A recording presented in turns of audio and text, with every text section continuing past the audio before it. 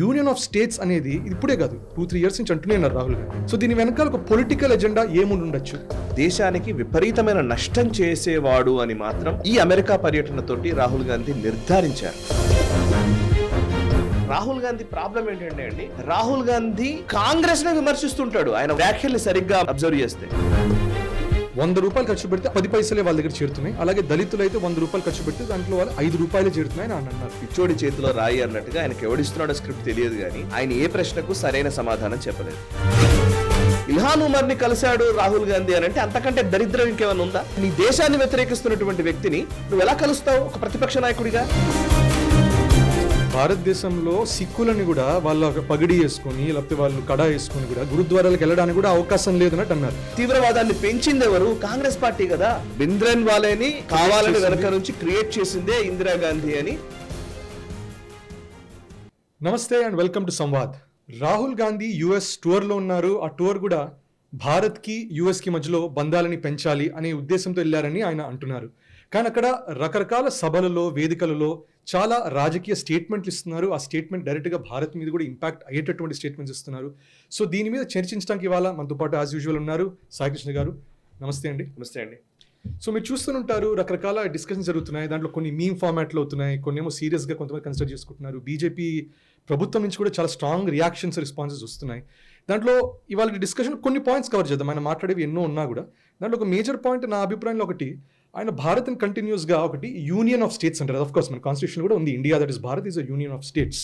So ఇప్పుడు union of states ఇది అంటే ప్రతి రకరకాల రాష్ట్రాలు కలిస్తేనే భారతదేశం అవుతుంది అంటున్నారు. కానీ రెండో వైపు ఒక కామన్గా అగ్రి అయ్యేది ఏంటంటే భారత రాష్ట్రం అనే దాంట్లో రకరకాల రాజ్యాలు ఉన్నాయి. ఈ రాష్ట్రం అనేది డిసైడ్ చేస్తుంది ఎటువంటి రాజ్యాలు ఉండాలి ఏంటి, దాంట్లో అవన్నీ డిసైడ్ చేస్తుంది అంటారు. సో ఈ యూనియన్ ఆఫ్ స్టేట్స్ అనేది ఇప్పుడే కాదు 2-3 ఇయర్స్ నుంచి అంటూనే ఉన్నారు రాహుల్ గాంధీ. సో దీని వెనకాల ఒక పొలిటికల్ ఎజెండా ఏముండి ఉండొచ్చు? యాక్చువల్లీ రాహుల్ గాంధీ అమెరికా పర్యటన గురించి నిజంగా చాలా ఒక రకంగా చెప్పాలంటే డేంజరస్ సైన్స్ చాలా కనబడుతున్నాయి. అక్కడ నుంచి చాలా డేంజరస్ సిగ్నల్స్ మనకు భారతదేశానికి సంబంధించి కనబడుతున్నాయి.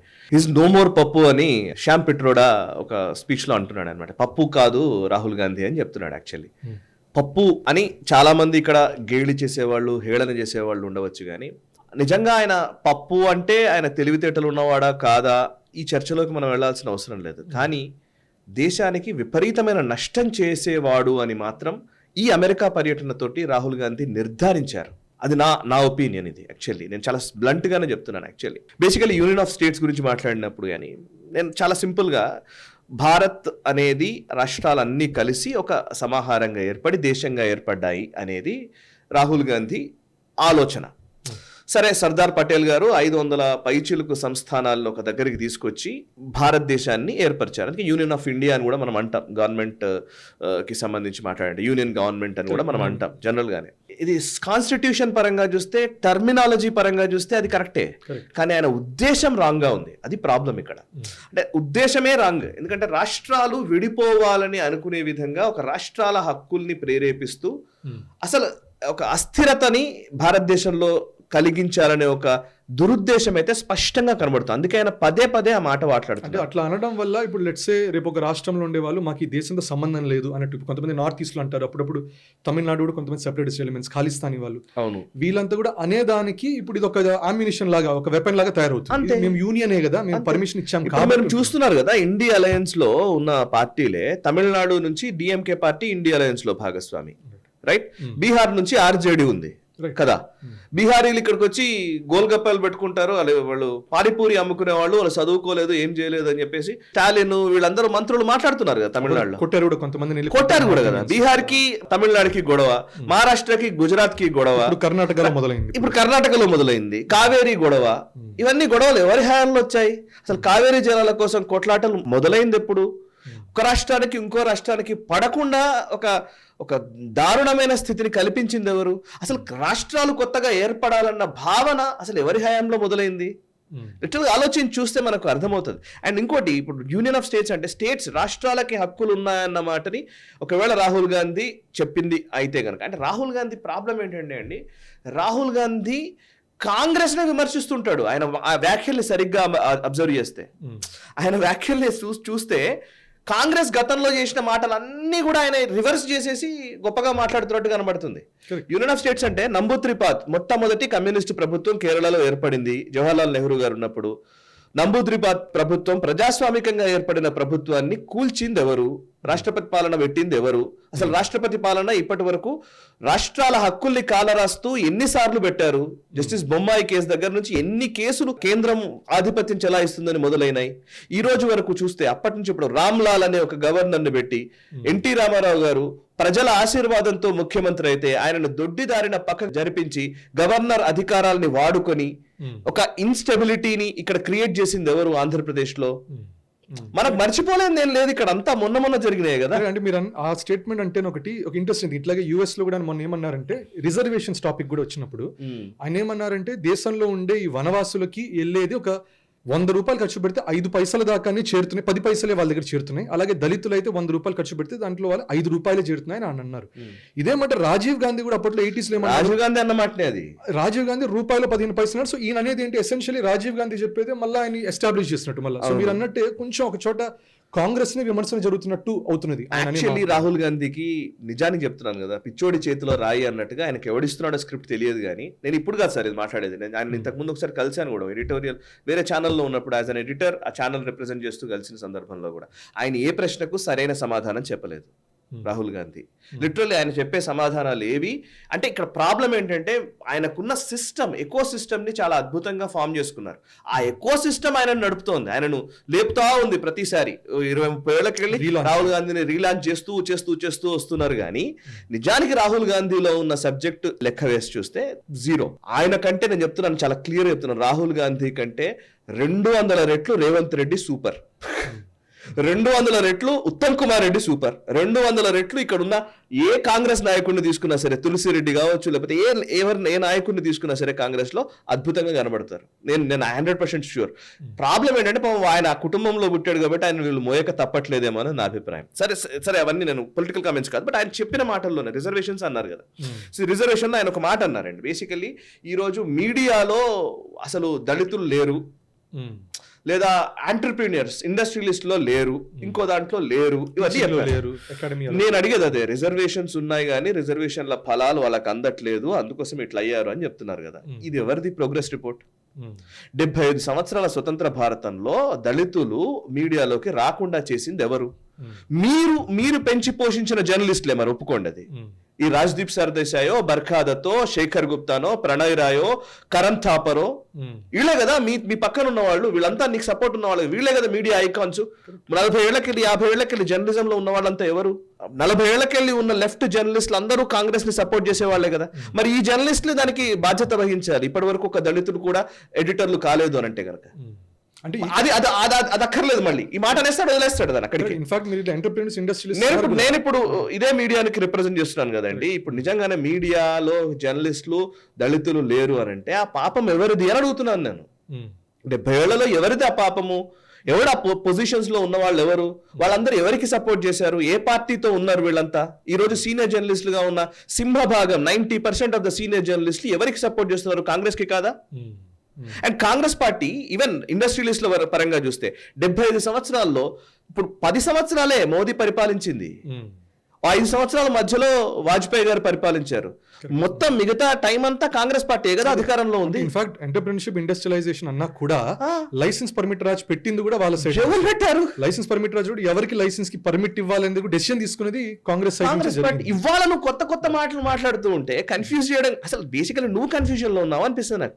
ఇంకొక పాయింట్ ఏంటంటే రాహుల్ గాంధీ ఒకసారి ఏదో నాకు చాలా సంవత్సరాల నుంచి చెప్తున్నాడు, 5-10 ఏళ్ల నుంచి ఆయన రోహిత్ వేముల చనిపోయినప్పుడు కూడా ఏదో స్టేట్మెంట్లు ఇవ్వడం, జేఎన్యూలో గొడవలు జరిగినప్పుడు స్టేట్మెంట్లు ఇవ్వడం. యాక్చువల్లీ ఒరిజినల్ కాంగ్రెస్ ఐడియాలజీకి పూర్తి భిన్నమైన కామెంట్స్ రాహుల్ గాంధీ చేస్తున్నారు.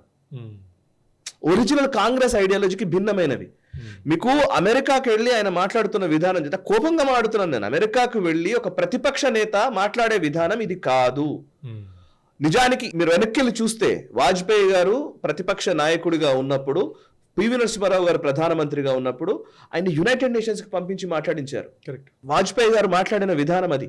అండ్ ఈవెన్ నరేంద్ర మోదీ గారి గురించి మన జయశంకర్ గారు చెప్తున్నారు. జయశంకర్ గారు చైనాలో అంబాసిడర్ గా పనిచేస్తున్నప్పుడు గుజరాత్ ముఖ్యమంత్రిగా ఉన్న నరేంద్ర మోదీ గారు చైనాకి వెళ్లారు. అప్పుడు యూపీఏ ప్రభుత్వం ఉంది, కాంగ్రెస్ ప్రభుత్వం. జయశంకర్ గారిని చాలా స్పష్టంగా అడిగారంట, భారత ప్రభుత్వ స్టాండ్ ఏంటి, నేను అదే మాట్లాడతాను, నేను ప్రతిపక్ష నాయకుడిగా నేను ఇక్కడికి రాలేదు, ప్రతిపక్షంలో ఉన్న వ్యక్తిగా నేను రాలేదని చెప్పిన వ్యక్తి నరేంద్ర మోదీ. నరేంద్ర మోదీ ఏమో భారత స్టాండ్ ని మాట్లాడతారు, రాహుల్ గాంధీ ఏమో భారత వ్యతిరేక భావాన్ని అక్కడ వినిపిస్తారు. What is this? ఈయన రేపొద్దున ఒకవేళ నిజంగా ప్రధానమంత్రి అయితే దేశం ఎంత ప్రమాదంలో పడ్డట్టు. నిజంగా నాకు ఆ బాబాత్తని మాడుతున్నాను. ఇల్హాన్ ఉమర్ ని కలిశాడు రాహుల్ గాంధీ అని అంటే అంతకంటే దరిద్రం ఇంకేమైనా ఉందా? ఇల్హాన్ ఉమర్ పూర్తిగా పాకిస్తాన్ టేకేదార్, ఆవిడ పాకిస్తాన్ కి అనుకూలమైనటువంటి వ్యక్తి. విజిట్ చేశారు మొన్ననే. అండ్ ఈవెన్ కశ్మీర్ గురించి మాట్లాడతారు, కశ్మీర్ పాకిస్తాన్కి వెళ్ళిపోవాలని చెప్పే భావజాలం కలిగినటువంటి వ్యక్తి ఇల్హాన్ ఉమర్. పూర్తిగా భారతదేశానికి వ్యతిరేక స్టాండ్ తీసుకుంటుంది. అండ్ మొన్న నరేంద్ర మోదీ గారు ప్రధాని స్థాయిలో యుఎస్ కాంగ్రెస్ లో మాట్లాడుతున్నప్పుడు ఖండించి వ్యతిరేకించినటువంటి వ్యక్తి, అమెరికాలో ఉన్న వ్యక్తి.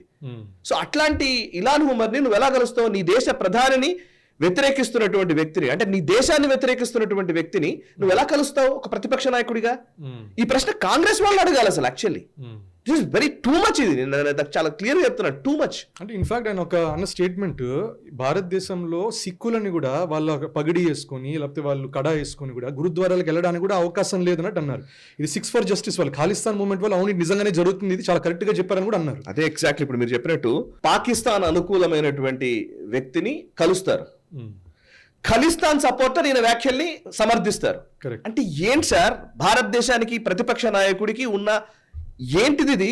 ఇదేం కర్మ మనకి? నాకు అర్థం కావట్లేదు. ఖలిస్తానీ మూవ్మెంట్ స్టార్ట్ అయింది కూడా మళ్ళీ అది కూడా కాంగ్రెస్ రైట్స్ వల్ల, కాంగ్రెస్ వల్లనే కదా. సిక్కుల ఊచకపోతే ఎవరి వల్ల జరిగింది? అసలు ఖలిస్తాన్ తీవ్రవాదాన్ని పెంచింది ఎవరు? కాంగ్రెస్ పార్టీ కదా. ఎగ్జాక్ట్లీ అప్పుడు ఇందిరాగాంధీ చేసింది కదా. పరిస్థితులు వచ్చే దాని వల్ల కానీ జరిగింది. బింద్రన్ వాళ్ళని కావాలని వెనక నుంచి క్రియేట్ చేసిందే ఇందిరాగాంధీ అని చాలా స్పష్టంగా ఖలిస్తాన్ గురించి పనిచేసిన చాలా మంది పెద్ద పెద్ద నాయకులు వాళ్ళందరూ పుస్తకాలు రాశారు. నేను కూడా ఒక రా ఆఫీసర్ తో ఇంటర్వ్యూ కూడా చేశాను, జిబిఎస్ సిద్ధు గారితో. ఆయన చాలా స్పష్టంగా చెప్పారు మనతోనే ఏం జరిగింది, ఖలిస్తాన్ ఎలా పుట్టింది, దానివల్ల ఏం చేశారని. అండ్ జిబిఎస్ సిద్ధు గారు స్వయంగా సిక్కు, ఆయన చెప్పిన మాటలు ఇవి. అండ్ ఇంకోటి, సిక్కుల ఊచకోత జరిగింది కాంగ్రెస్ హయాంలో. అండ్ ఇవాళ సిక్కులు పగిడి కట్టుకోవడానికి లేదు, లేకపోతే కడా వేసుకోవడానికి లేదు అని చెప్తూ ఉంటే ఎంత అన్యాయం ఇది, ఎంత దారుణం ఇది. ఎవరిని ప్రేరేపిద్దామని. అండ్ నేను సింపుల్ మాట్లాడుతున్నాను, ఒక పాకిస్తాన్ కి సపోర్ట్ చేసే వ్యక్తిని మీరు కలుస్తారు, రాహుల్ గాంధీ కలుస్తాడు. పాకిస్తాన్ కాదు, ఇన్ఫాక్ట్ కెనడా వాళ్ళు ఖాళిస్తాన్ విషయం మీద భారతదేశం ప్రెషర్ పెడుతుంటే కూడా ఇల్హాన్ ఉమర్ ఆమె సపోర్ట్ చేసింది. రెండు ఈక్వేట్ చేస్తున్నాను. పాకిస్తాన్ కి సపోర్ట్ చేసే ఇల్హాన్ ఉమర్ ని కలుస్తాడు, అండ్ ఖలిస్తాన్ వేర్పాటువాదులు ఈయన వ్యాఖ్యల్ని సమర్థిస్తారు. ఈయన భారతదేశానికి ప్రతిపక్ష నాయకుడు. ఇదెక్కడి అన్యాయము? సో కాంగ్రెస్ నిజంగా, నేను ఎంత పెద్ద పెద్ద గొప్ప గొప్ప నాయకులు ఉన్న కాంగ్రెస్ పార్టీ, ఇది చిన్న పార్టీ ఏం కాదు. అది కాంగ్రెస్ పార్టీకి అందులో ఉన్న నాయకులు చాలా గొప్ప గొప్ప వాళ్ళు. మొన్న మధ్యన గులాం నబీ ఆజాద్ ఆటోబయోగ్రఫీ చదువుతున్నానండి, ఎంత అద్భుతంగా అనిపించిందంటే, వాట్ ఎవర్ ఆయన వేరే పార్టీ ఇంకోటి ఏమన్నా అవ్వచ్చు కాక, ఇంకా ట్రబుల్ షూటర్ గా ఉండవచ్చు కాక, బట్ దేశం అనే కాన్సెప్ట్ వచ్చినప్పుడు నిలబడ్డ మనుషులు చాలా మంది ఉన్నారు కాంగ్రెస్ పార్టీలో. కాంగ్రెస్ ఒక జాతీయ నేషనలిస్ట్ మూవ్మెంట్ నుంచి వచ్చిన party Congress party. Nationalist movement నుంచి వచ్చింది. నేషనలిస్ట్ మూవ్మెంట్ అని కొడితే స్వాతంత్రోద్యమే వచ్చేది ఫస్ట్. అలాంటి వ్యక్తులు నేషనలిజం కి సపోర్ట్ చేసే శక్తులుగా ఉండకుండా పూర్తి యాంటీ నేషనలిస్ట్లు అవ్వడం ఏంటి? ఇది ఎంత అన్యాయం! ఇది యాంటీ నేషనలిస్ట్ మాటలు మాట్లాడడం ఏంటి? అండ్ ఇంకోటి ఎక్కడో ఏదో అంటున్నారు ఆయన, ఆర్ఎస్ఎస్ గురించి కూడా ఏదో మాట్లాడారు. ఒక లాంగ్వేజ్ ని ఎక్కువగా చూస్తారు, లాంగ్వేజ్ తక్కువ చూస్తారు, రాష్ట్రాలు, రిలీజియన్, మతాలు, ఇవన్నీ చెప్పాడు ఆయన. లాంగ్వేజ్ విషయానికే వస్తే ఆయన అన్నది ఏంటంటే, వీళ్ళకి హిందీయే ప్రాధాన్యత ఉంటుంది, మిగతా లాంగ్వేజెస్ అన్నింటినీ తక్కువ చేసి చూస్తారు, రీజనల్ లాంగ్వేజ్ ని తక్కువ చేసి చూస్తారు అనేది ఆర్ఎస్ఎస్ ఐడియాలజీ ఇది అని రాహుల్ గాంధీ చెప్తున్నారు. నేను డైరెక్ట్ గా స్ట్రేట్ గానే అడుగుతున్నాను. నేను ఇక్కడ ఎంవీఆర్ శాస్త్రి గారు ఇంటర్వ్యూ చేశాను, ఆయన సీనియర్ పాత్రికేయులు. ఎంవీఆర్ శాస్త్రి గారు రిపోర్ట్ చేసిన క్లిప్పింగ్స్ కూడా ఉన్నాయి ఈ రోజు, నాకు నేను తెచ్చే ప్రయత్నం చేస్తాను.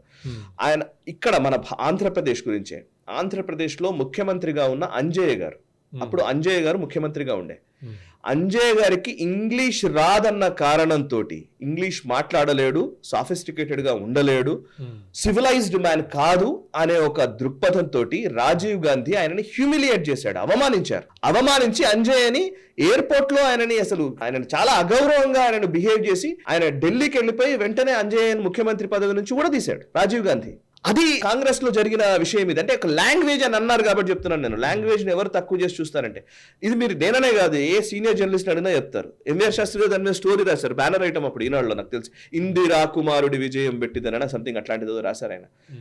సో అంటే ఒక ముఖ్యమంత్రిని ఇంగ్లీష్ రాదన్న కారణంతో మార్చేసిన కాంగ్రెస్ పార్టీ చరిత్ర ఇక్కడ భారతదేశంలో ఎవరు మర్చిపోతారు? అండ్ ఇదే సందర్భంలో ఎంతో మంది నామినేటెడ్ పదవులు, ఇట్లా రాష్ట్రాలకు హక్కులు ఉన్నాయని చెప్తున్నారు కదా, ఇట్లా రాత్రికి రాత్రి సీల్డ్ కవర్ లో ముఖ్యమంత్రులు మారిపోయిన సందర్భాలు ఎన్నో. అసలు అంటే మేజర్ గా ఎలా రాహుల్ గాంధీ మాడుతున్నాడు, ఇవంతా బారాఖూన్ మాఫ్ అన్నట్టుగా మొత్తం అన్ని పోయినాయి అన్నట్టుగా మాడుతుంటే, అసలు జర్నలిస్ట్ నిజంగా ఈ రోజు జర్నలిస్టులు కూడా ఎవరు మాట్లాడట్లేదు. ఏం మాట్లాడుతున్నావు నువ్వు, అసలు ఏం చెప్తున్నావు? అమెరికాకి వెళ్ళి వేరే దేశంలో ఉండి భారతదేశంలో ఏదైనా మాట్లాడామంటే పర్వాలేదండి, ఇట్స్ ఓకే. అది విదేశీ గడ్డ మీద విదేశీ ప్రెస్ మీడియా వీళ్ళందరూ ఉంటే వాళ్ళ ముందట ఎంత చిన్నతనంగా ఉంటుంది. అందుకే ఆవిడ అంది, మేరీ మిల్బన్, ఆవిడ అమెరికన్ సింగర్, ఆల్రెడీ ఆమె ఒక స్టేట్మెంటే ఇచ్చింది యాక్చువల్లీ. ఏంటి ఇట్లాంటి నాయకుడిని ఎక్కడ చూడలేదు, ఆ దేశం గురించి తక్కువ మాట్లాడే ఆ దేశపు నాయకుడిని ఎక్కడ చూడలేదు నేను అసలు అని చెప్పి ఒక అమెరికన్ సింగర్ ఇచ్చిన స్టేట్మెంట్ అది. కానీ అంటే ఇది కొంచెం ఆడ్ విషయం. అంటే ఫర్ ఎగ్జాంపుల్ సినిమా ఇండస్ట్రీ కూడా ఎట్లా అంటారంటే, అమెరికన్ సినిమా ఇండస్ట్రీ ఎప్పుడు విలన్స్ ఏమో రష్యన్స్ లాగా అరబ్స్ లాగా చూపించి వాళ్ళ హీరోస్, చైనా వాళ్ళు ఎప్పుడు హీరోలు, ఎనిమీస్ ఏమో వేరే యుఎస్ వాళ్ళు అట్లా. పాకిస్తాన్ దాంట్లో కూడా మేబీ ఇండియన్స్ ఇజ్రాయలీ వాళ్ళు విలన్స్ వాళ్ళ హీరోస్. ఇండియన్ సినిమాలో ఏమవుతుందంటే దాంట్లో మంచివాడేమో పాకిస్తానీ, ఐఎస్ఎస్ పై ఏమో మంచి ఆమె, మనవాడేమో మన వాళ్ళంతా బొట్టు పెట్టుకుని పొడుగాటి బొట్టు పెట్టుకుని వాడు విలన్ అయి ఉంటాడు. సో చాలా యూనిక్ కేసు అంటారు. ఇట్లాగే పొలిటికల్ కూడా గమనిస్తే అక్కడ అఫ్ కోర్స్ వేరే దేశానికి వెళ్ళి కొంచెం భారతదేశం గురించి అన్ఫార్చునేట్ గా జరుగుతుంది. ఇది స్పీచ్ ఇచ్చే వాళ్ళు ఎవరైనా అట్లా చేస్తున్నారా? ఎందుకంటే ఇవి పొలిటికల్ వాక్యాలు మనకి లోకల్ గానే కాకుండా జియో పొలిటికల్ గా గ్లోబల్ కూడా డెఫినెట్ గా ఎఫెక్ట్ అవుతాయి ఇవన్నీ. అవును. సో ఇటువంటి పరిస్థితుల్లో ఇన్ఫాక్ట్ మనం ఇందాక కూడా అనుకుంటున్నాం మనం దట్ జియో పొలిటికల్ గా ఈ లాంగ్వేజెస్ వాళ్ళు చూసినా కూడా మనకి రీజనల్ గా కర్ణాటకలో కూడా ఇప్పుడు ఇన్ఫ్లుయెన్స్ కనబడుతుంది చాలా మటుకు. మన సైన్ బోర్డ్స్ పాల్గొట్టారు, హిందీ సైన్ బోర్డ్స్ పాల్గొట్టారు. ఇప్పుడు హిందీ వాళ్ళని బెదిరిస్తున్నారు, మీకు కన్నడ రాకపోతే వెళ్ళిపోండి అని చెప్పడం, ఇట్లాంటివన్నీ జరుగుతున్నాయి. నేను చిన్నప్పటి నుంచి స్కూల్లో, మీరు కూడా చదువుకుని ఉంటారు, వినుంటారు, నేను నాకైతే ఎక్కడ పోయినా కానీ మీరు ఏ ఎన్ఆర్ఐని, ఏ ప్రవాస భారతీయుల్ని ఫోన్ చేసి అడిగినా మాట్లాడినా కానీ, ఏ దేశం ఎగినా ఎందుకు కాలిడినా పొగడరా నీ తల్లి భూమి భారతిని అంటారు. నువ్వు ఎక్కడకు పోయినా సరే నీ దేశాన్ని, నీ భూమి భారతిని పొగుడు అని చెప్పేది. సో నీ దేశాన్ని బయట దేశాల ముందు తలదించుకునేలాగా మాట్లాడే ఒక ప్రతిపక్ష నాయకుడు ఈ రోజు మన భారతదేశంలో ఉన్నాడు. ఇది నాకు బాధాకరమైన విషయం. Should understand that. నిజంగా నేనేం రాహుల్ గాంధీ పట్లనో కాంగ్రెస్ పార్టీ పట్లనో మనకేం వ్యతిరేకత ఉండాల్సిన అవసరం లేదు, కోపము అక్కర్లేదు. రాజకీయాలు చేసుకుంటే రాజకీయాలు ఇక్కడ చేస్తారు, కానీ వేరే దేశానికి వెళ్ళి వేరే దేశంలో కూర్చొని ఈ దేశంలో ఇట్లా జరుగుతోంది, రిజర్వేషన్లు ఉన్నాయి, ఇక్కడ అసలు సిక్కులు అసలు తిరగడానికి వీలు లేని పరిస్థితి కనబడుతోంది, ఇక్కడ ముస్లింలు ఉండడానికి లేని పరిస్థితి కనబడుతోంది, ఈ దేశం అసలు దేశమే కాదు రాష్ట్రాల సమాఖ్య. ఏం మాట్లాడుతున్నారండి? ఈ మా దేశంలో అసలు రిజర్వేషన్లు వచ్చాం కానీ అసలు ఎవరు ఇంతవరకు పెద్ద కాలేదు, ఎవరికి ఏం లాభం రాలేదు. What is this? Third largest economy అవుతుంది భారతదేశం. ఈ భారతదేశం గురించి ఇక్కడ ఇస్రో, ఇక్కడ ఎన్నో గొప్ప గొప్ప ఆవిష్కరణలు జరుగుతున్నాయి, గొప్ప గొప్ప టాలెంట్ ఇక్కడ నుంచి వెళ్తోంది. పెద్ద పెద్ద కంపెనీలని ఈ రోజు నడిపిస్తున్న వాళ్ళు భారతీయులు. ప్లీజ్, దాంట్లో గర్వం లేకపోయినా పర్వాలేదు, దాన్ని తగ్గించే ప్రయత్నం చేయకు. ఈ దేశపు టాలెంట్ ని వాళ్ళు పొగుడుతున్నారు కదా సార్. ఇన్ఫాక్ట్ గ్లోబల్ గా రష్యా యుక్రెయిన్ యుద్ధాన్ని ఆపలేకపోయినా ఇప్పుడు అజిత్ దోవల్ గారు అక్కడికి అక్కడ దాన్ని నరేంద్ర మోదీ గారు మధ్యవర్తిత్వం వహించాలని వేరే దేశాధ్యక్షులు చెప్తున్నారు సార్. ఆస్ట్రేలియన్ ప్రైమ్ మినిస్టర్ చెప్తున్నాడు బాస్ అని చెప్పి. ట్రంప్ లాంటి వాడు కానీ లేకపోతే ఈవెన్ బైడెన్ అయినా ఇంకొకరైనా వచ్చి పలకరించిపోతున్నారు సార్. సో నువ్వు కనీసం నాకు అసలు అది అర్థం కావట్లేదు, ఎవరు పక్కన ఉన్నారో, ఆయనకి ఎవరిస్తున్నారో. నిజానికి కాంగ్రెస్ ఆ గాంధీ క్లాన్ అనేది అంటారు కదా, వాళ్ళ మొత్తం వారసత్వంలోనే ఒక భిన్నమైన వ్యక్తిత్వం కలిగిన వ్యక్తి నాకు తెలిసి రాహుల్ గాంధీ. అంటే లేకపోతే సలహాదారులు కొంచెం ఇట్లాంటి ఇందిరాగాంధీ గారు కూడా ఇట్లా లేరు. ఎప్పుడు హెన్రీ కిసెంజర్ ని ఆవిడ డైరెక్ట్ గా క్వశ్చన్ చేసిన సందర్భాలు ఉన్నాయి. అవునా కదా, హెడ్ ఆన్ వెళ్ళారు. హెన్రీ కిసెంజర్, అమెరికన్ అంబాసిడర్లు, డిప్లొమాట్లు, వాళ్ళకు హెడ్ ఆన్ వెళ్ళగలిగింది ఇందిరాగాంధీ.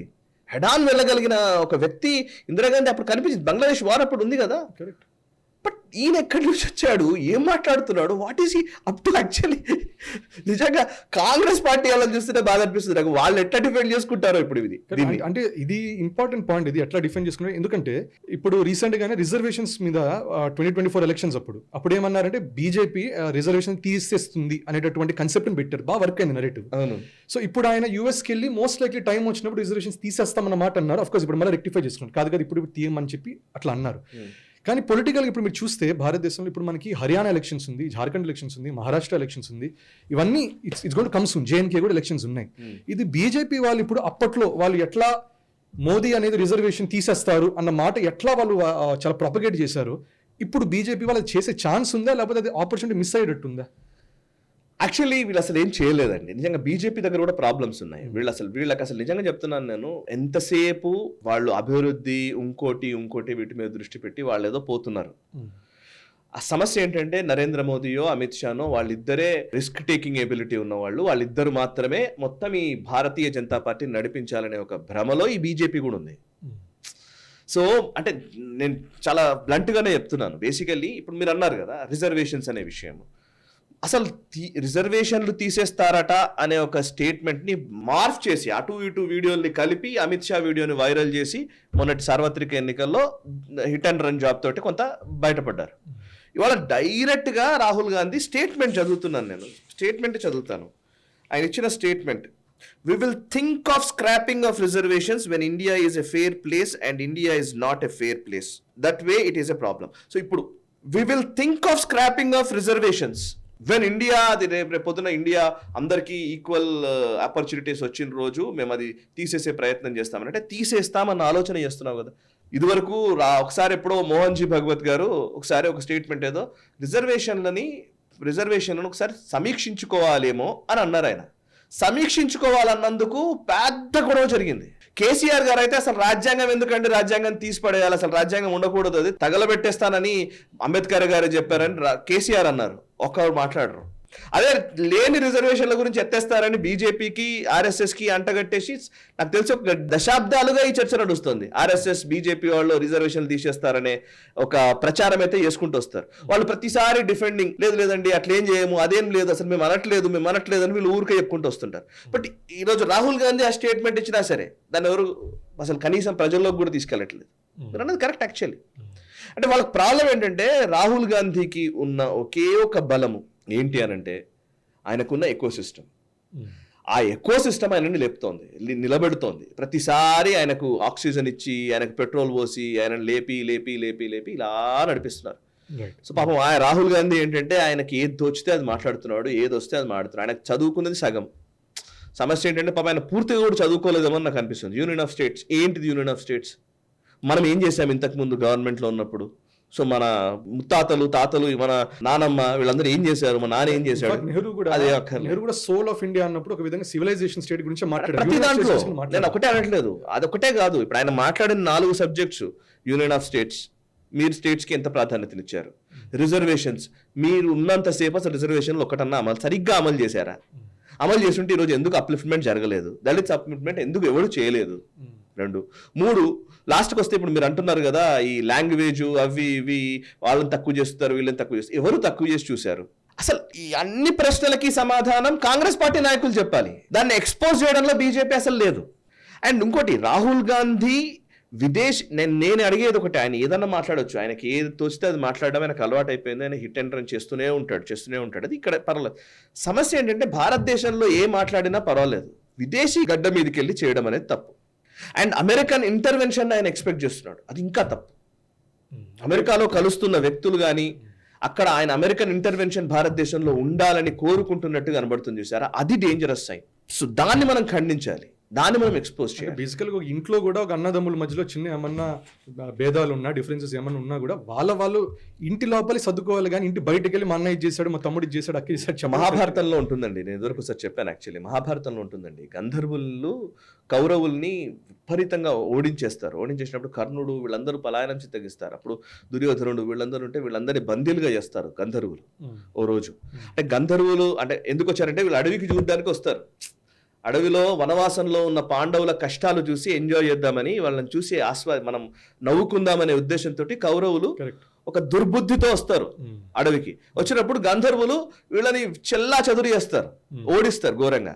అప్పుడు ఈ విషయము ధర్మరాజు దగ్గరికి ఎవరో వచ్చి చెప్తారు. చెప్పినప్పుడు భీముడు నవ్వుతాడు, నవ్వి మంచి పని అయింది, అందుకే అక్కడ వచ్చిందే కాగల కార్యం గంధర్వులే తీర్చారు అని, అలా వచ్చింది. అప్పుడు ధర్మరాజు చెప్పిన మాట ఏంటంటే, వాళ్ళు 100 మంది, మనం 5గురం కావచ్చు, కానీ బయటవాడు వచ్చినప్పుడు మనం 105 అంటాడు. వయం పంచాధికం శతం.